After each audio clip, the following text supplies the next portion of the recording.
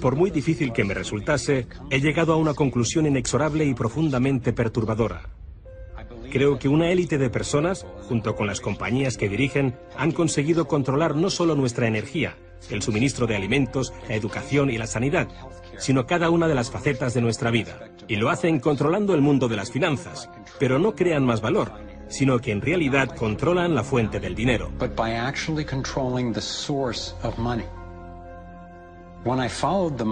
Cuando seguía el dinero, vi que me arrastraba a la cima de una pirámide. Aquí estamos en la base de la pirámide con nuestro día a día. Por encima de nosotros está el gobierno, personas a las que se les ha otorgado un monopolio de poder y lo usan para imponernos impuestos y controlarnos, estemos de acuerdo o no. Pero ¿quiénes los controlan a ellos? En el siguiente nivel nos encontramos a las compañías. Muchas personas opinan que hoy en día son ellas las que gobiernan el mundo, y no los estados nacionales, y lo denominan corporatocracia. Para conseguir los recursos mundiales y controlar los mercados, esta corporatocracia debe tener acceso a dinero barato. Las grandes corporaciones obtienen sus préstamos a un interés especial de los grandes bancos. Lo que significa que aquellos que controlan los grandes bancos, la élite adinerada, son los que en realidad controlan las corporaciones. Mientras seguía el dinero me di cuenta de que casi todas las ideas que tenía acerca del capital no son ciertas. Engaña a los habitantes de la Tierra con las señales que se le ha permitido hacer en presencia de la bestia, diciendo a los habitantes de la Tierra que le hagan una imagen a la bestia que fue herida de espada y revivió. Se le permitió infundir aliento a la imagen de la bestia, para que la imagen hablara e hiciera matar a todo el que no la adorara. Y hacía que a todos, pequeños y grandes, ricos y pobres, libres y esclavos, se les pusiera una marca en la mano derecha o en la frente, y que ninguno pudiera comprar ni vender, sino el que tuviera la marca o el nombre de la bestia, o el número de su nombre. Aquí hay sabiduría. El que tiene entendimiento cuente el número de la bestia, pues es número de hombre, y su número es 666. Es curioso el hecho de que nos planteamos muy pocas preguntas sobre cosas cotidianas, como por ejemplo, cuando vamos a un banco y pedimos un préstamo de, digamos, $50.000 o 50.000 libras. ¿Qué pasa en realidad? Veamos. Muchas personas viven la vida basándose en unas ideas que se alejan mucho de la realidad. Lo que en realidad pasa es que si pides 50.000 libras, escriben que en tu cuenta hay 50.000 libras. Eso es todo lo que hacen. No acuñan monedas ni imprimen billetes. No recurren a ningún metal precioso. Simplemente escriben en una pantalla de ordenador que tu cuenta tiene 50.000 libras. Desde ese momento empiezas a pagar intereses sobre una cantidad de dinero que nunca ha existido, que no existe y que no existirá. Resulta que los bancos prestan unas 9 veces más dinero que la cantidad que en realidad guardan en sus cámaras. Y esto es posible gracias al préstamo conocido como reserva fraccionaria. Funciona de la siguiente manera. A la Reserva Federal, o al Banco Central de cualquier país, se le permite determinar la cantidad de dinero que un banco debe tener en sus reservas. En los Estados Unidos, ahora mismo es más o menos un 10%. Así que si depositas $10.000 en el banco separa el 10%, es decir, $1.000, y luego opera en el mercado con el resto. Por ejemplo, ahora llega otra persona al banco y pide un préstamo de $9.000 para comprarse un coche. En ese momento, el banco presta $9.000 del depósito que tú habías creado. Los $9.000 desaparecen. Entonces, la persona que solicita el préstamo paga al vendedor del coche y éste ingresa la cantidad en otro banco que forma parte del mismo sistema bancario central. Estos $9.000 se consideran un nuevo depósito y así continúa el proceso sucesivamente. El dinero se vuelve a depositar y se vuelve a prestar hasta que el depósito inicial de $10.000 se convierte en $100.000. El sistema bancario acaba de crear $90.000 simplemente prestando el dinero. Aparentemente todo empezó con los orfebres del siglo XVII, cuando la gente acudía a ellos para comerciar con oro. El oro era muy pesado para llevarlo de un sitio a otro, así que la gente comenzó a guardarlo en cámaras y comerciaba con recibos. Aquellos recibos fueron los primeros billetes. Como solo unos pocos retiraban su oro en momentos determinados, los dueños de las cámaras, básicamente los nuevos banqueros, empezaron a crear recibos de oro que en realidad no tenían. Entonces prestaban esos recibos y les aplicaban unos intereses al dinero prestado, al oro, que en realidad no tenían. Así nació nuestro sistema de reserva fraccionaria. En este sistema, los banqueros consiguen hacer dinero de donde no hay nada, mientras que el resto de nosotros tenemos que trabajar para ganárnoslo. Esto ha provocado una forma moderna de servidumbre donde la masa de la sociedad trabaja para pagar su deuda con los bancos.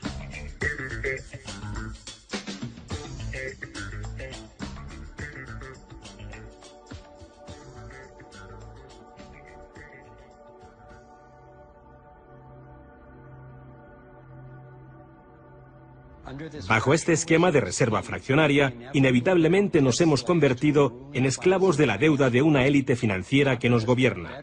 No porque sean mejores o más inteligentes que nosotros, sino porque han manipulado el sistema para beneficiarse de una gran parte de la gente de este planeta. Catherine Austin Fitts es experta en este tema. Fue ayudante del Departamento de Vivienda y Desarrollo Urbano de Estados Unidos bajo el mandato del presidente George Bush Sr. y luego asesora de la administración de Clinton. Imaginemos el juego del Monopoly. Ahora quieres comprar el Paseo del Prado. Lo que puedo hacer continuamente es imprimir dinero, darme más y más dinero, disminuir el valor de tu moneda al imprimir cada vez más. Da igual lo duro que estés trabajando o el éxito que tengas. Al final, siempre te puedo comprar y no me cuesta nada. Pero ¿cómo se explica que si vosotros o yo mismo fabricamos billetes, se nos acuse de falsificación? Pero si lo hacen los bancos, entonces sea un incremento de la masa monetaria. ¿Cómo han conseguido los bancos este poder? Esto es Jekyll Island, donde en 1910, representantes de los Rockefeller, los Rothschild, los Morgan y otros banqueros privados se reunieron en secreto para preparar la legislación que crearía la Reserva Federal.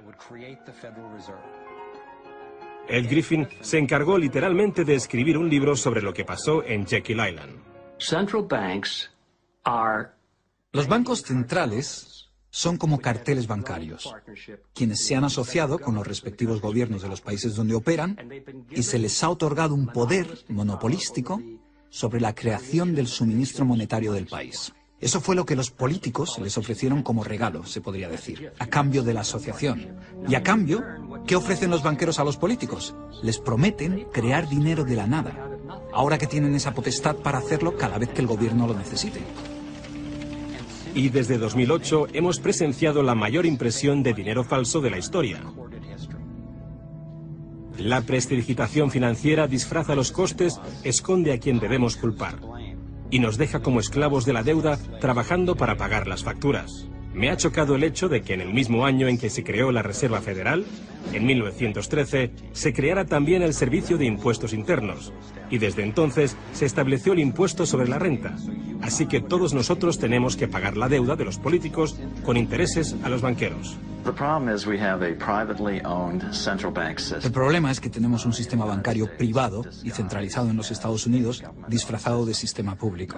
Si buscas en la guía telefónica de aquí de Washington, en el área de DC, si buscas por la Reserva Federal, en las páginas azules gubernamentales, ahí no aparece nada, sino que aparecen las páginas blancas, justo al lado de Federal Express. Es un banco central y privado.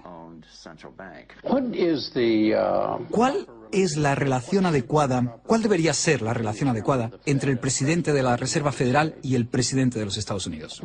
Bueno, primero debemos dejar claro que la Reserva Federal es una agencia independiente. Y eso significa, básicamente, que no existe ninguna otra agencia del gobierno que pueda anular las acciones que emprendemos.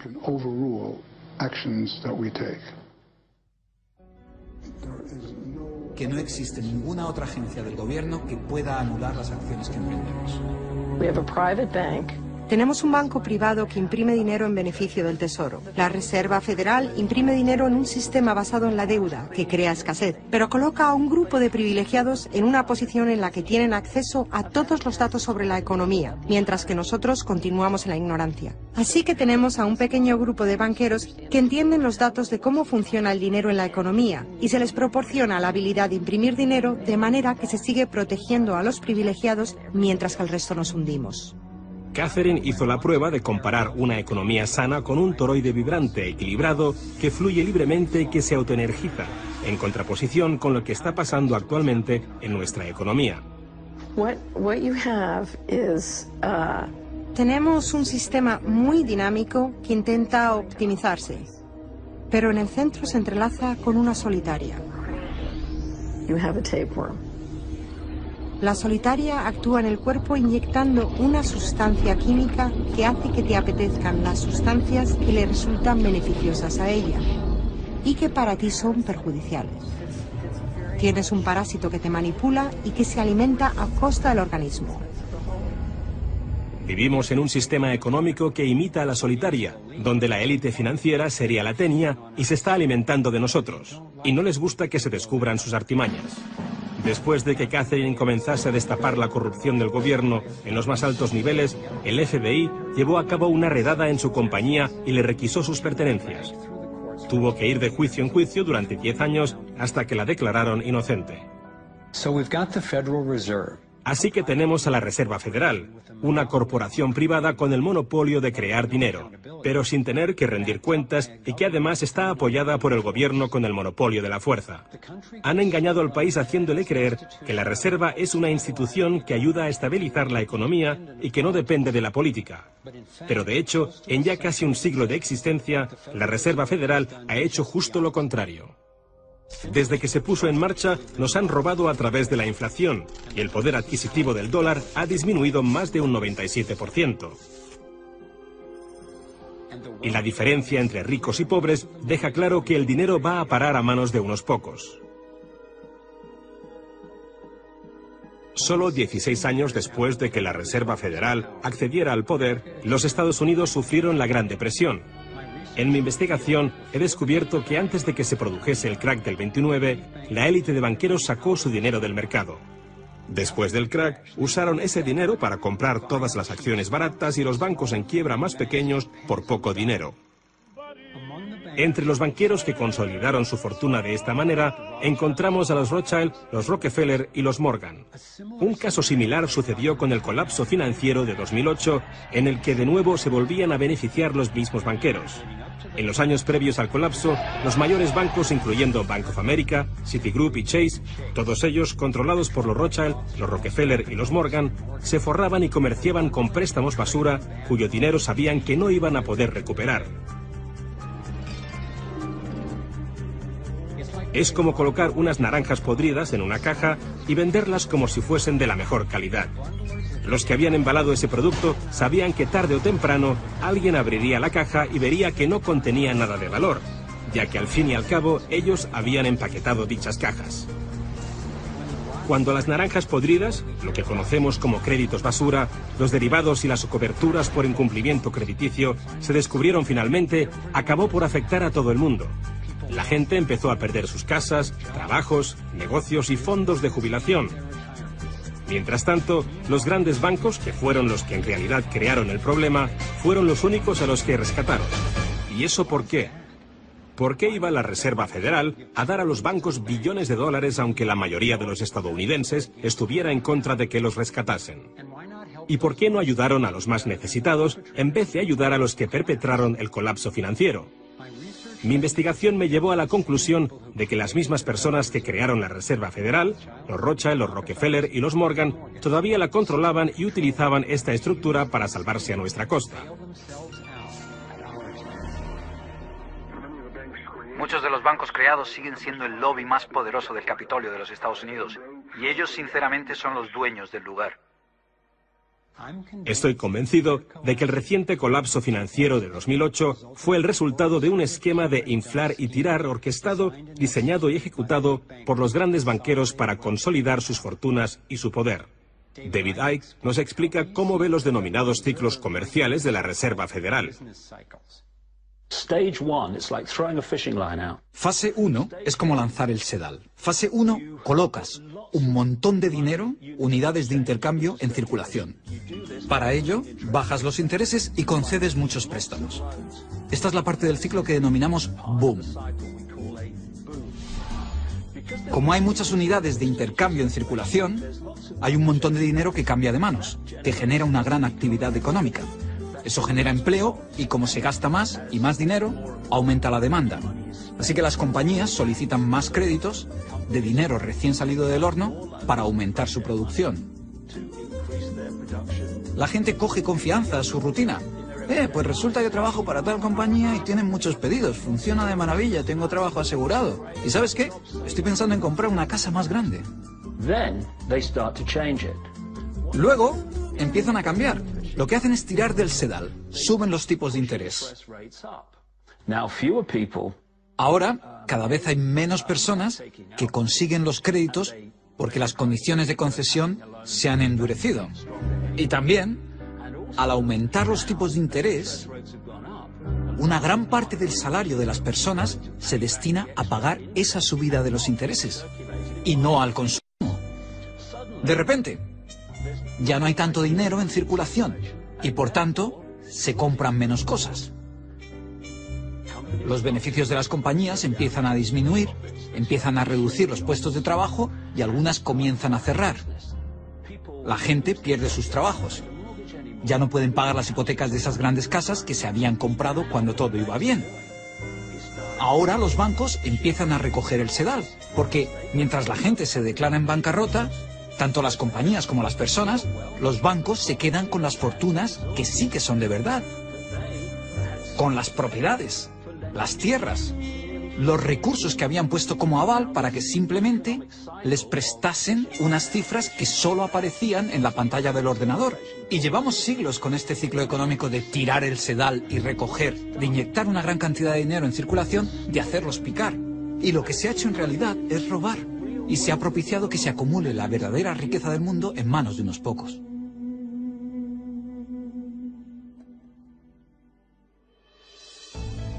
A nivel internacional, los bancos centrales utilizan el Banco Mundial y el Fondo Monetario Internacional para hacer más dinero mientras explotan los recursos de aquellos países a los que les prestan dinero y con este proceso acaban llevándolos a la bancarrota.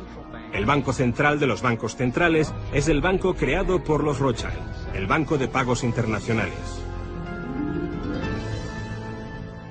La élite se está posicionando para controlar el acceso a prácticamente todo lo que necesitamos para sobrevivir. Da igual a qué parte del mundo vayas, porque el dinero está controlado por el sistema bancario. Ellos deciden si la gente come o no come.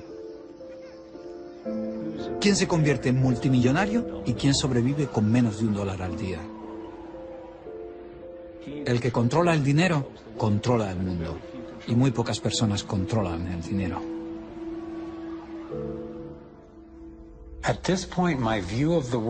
Llegados a este punto, mi concepción del mundo dio un vuelco. Empecé a enfrentarme al hecho de que el fracaso y el sufrimiento de muchos es en realidad el éxito y realización de unos pocos, la élite de los banqueros que ha engañado al mundo y a los que se les ha permitido crear dinero. Todos ellos ya son dueños de vastas fortunas. Entonces, ¿cuál es su finalidad? ¿Cuáles son sus objetivos?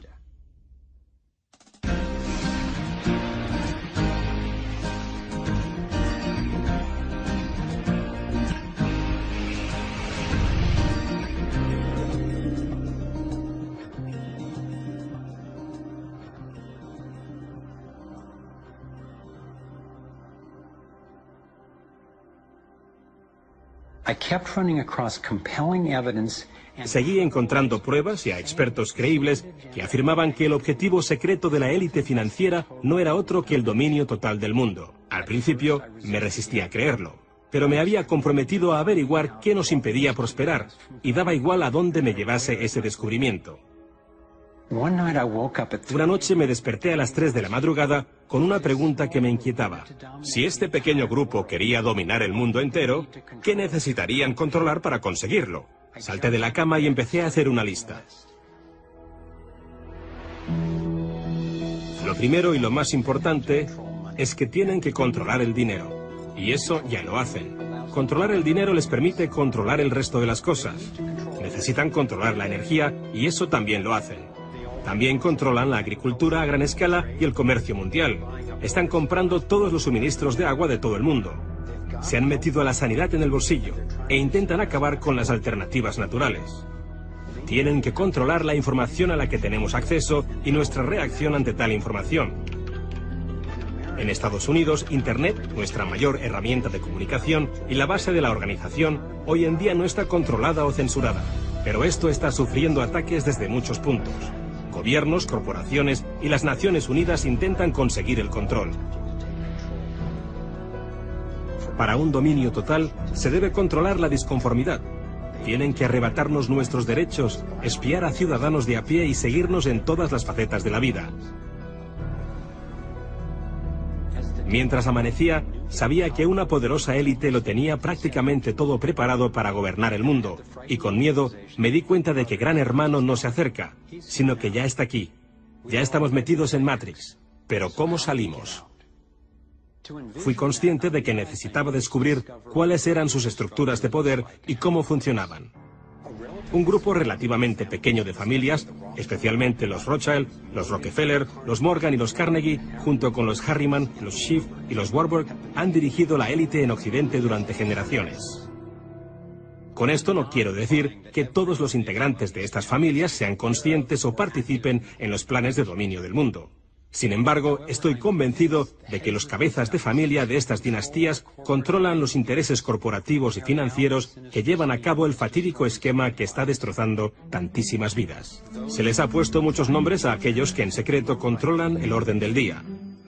Algunos informes filtrados confirman que se reúnen por todo el mundo a puerta cerrada para debatir sus intereses. Entonces, como un mecanismo de relojería, sus planes empiezan a aparecer en los medios de comunicación, finanzas, negocios, gobiernos y acciones militares. Está claro que no todos los que forman parte de estos grupos toman las decisiones. Hay una jerarquía de información y participación. Uno de los principales símbolos de esta élite de control es el ojo que todo lo ve. Aparece en el billete del dólar, en el sistema de vigilancia masiva estadounidense, que en un principio se llamó Conocimiento Total de Información, en la agencia de inteligencia británica MI5, e incluso preside el complejo del Tribunal Superior de Justicia en Israel, diseñado y financiado en su totalidad por los Rothschild. Creo que han tomado la imponente imagen de la pirámide de Keops y su famoso remate metálico, pero lo han distorsionado con el mensaje de que representa a aquellos que están en la cima y que son capaces de controlar y seguir a todos aquellos que están por debajo. Pero esta información la han utilizado de manera perjudicial aquellos que quieren promover el antisemitismo. Erróneamente, califican estos objetivos de intereses judíos y continúan fomentando el racismo que acaba destruyendo tantísimas vidas. Dejemos las cosas claras. No se trata de objetivos judíos. Se ha documentado que los banqueros centrales incluso financiaron a ambos bandos de la Segunda Guerra Mundial, así como algunas corporaciones asociadas con las atrocidades de Hitler contra el pueblo judío. Como estas personas tienen más dinero del que necesitarán sus familias durante generaciones, y como también tienen el poder para crear el dinero, no creo que su objetivo final sea amasar una fortuna. Y si ya tienes todas las cosas materiales que puedes desear en la vida, ¿qué otra cosa puedes desear? Y para muchos la respuesta es poder, el poder mundial. Se convirtieron en una élite intelectual, empezaron a pensar que tenían un plan que era mucho mejor que cualquier otro plan. Pensaban que la libertad resultaba peligrosa. Si le das libertad a la gente, ¿sabes lo que pasa? Pues que probablemente no la usen con sentido común, como nosotros pensamos que deberían usarla. Somos más listos que ellos y por su propio bien debemos gobernarlos. Cuando por fin acepté la idea de una élite que nos gobierna y que planea dominar el mundo, empecé a escuchar a estas mismas personas hablar de manera más atrevida y en público sobre todo esto. Solo que ellos lo llamaban el nuevo orden mundial. Cuando tengamos éxito, y lo tendremos, tendremos una oportunidad real de conseguir este nuevo orden mundial. Se trata de un nuevo orden mundial con retos completamente diferentes. Se puede crear un nuevo orden mundial. Es una gran oportunidad.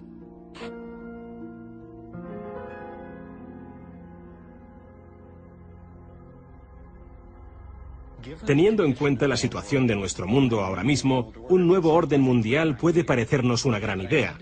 Pero tengo que diferenciar entre lo que descubrí sobre el dominio mundial, un único gobierno global dirigido por una pequeña élite, y la realidad de nuestra interconexión global, que es darnos cuenta de que a un nivel fundamental y espiritual no somos tan distintos, todos estamos conectados. Pero los objetivos para el dominio del mundo sugieren todo lo contrario.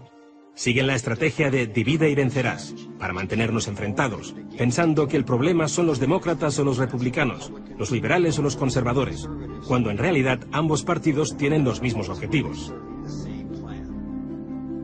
Creo que nos dirigimos a un mundo totalitario, en realidad a una dictadura militar dirigido por una pequeña élite que tiene todo el poder y dicta las leyes.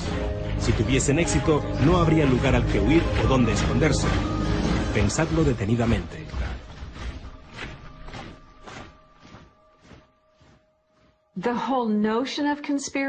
El concepto de conspiración se ha ridiculizado tanto que socialmente supone un reto simplemente tenerlo en cuenta. Y siempre hay una historia que parece lo suficientemente razonable para explicar cada incidente. Personalmente, intentaba justificar el hecho de que siempre fueran los mismos los que acababan con más dinero y más control, pensando que debían estar aprovechándose de la situación, pero no creía que fuesen ellos los que la provocaban. Pero después de casi una década recopilando los temas y las pruebas, estoy convencida de que no pasa por casualidad y de que unas pocas familias que forman parte de la élite financiera y sus asociados políticos y empresariales sí que tienen el objetivo de dominarnos y de controlarnos. Una vez que pude ver la realidad y el alcance de ese objetivo, tuve que plantearme: ¿hasta dónde quiero saber? Quiero centrarme en lo peor y saber hasta dónde es capaz de llegar el ser humano. Decidí que valía la pena conocer quiénes eran estas personas y cómo funcionan sus organizaciones, porque superando la rabia y la tristeza, encuentras la claridad y la fuerza, el poder que tenemos para centrar nuestros esfuerzos de forma efectiva, ahora que sabemos qué está pasando realmente.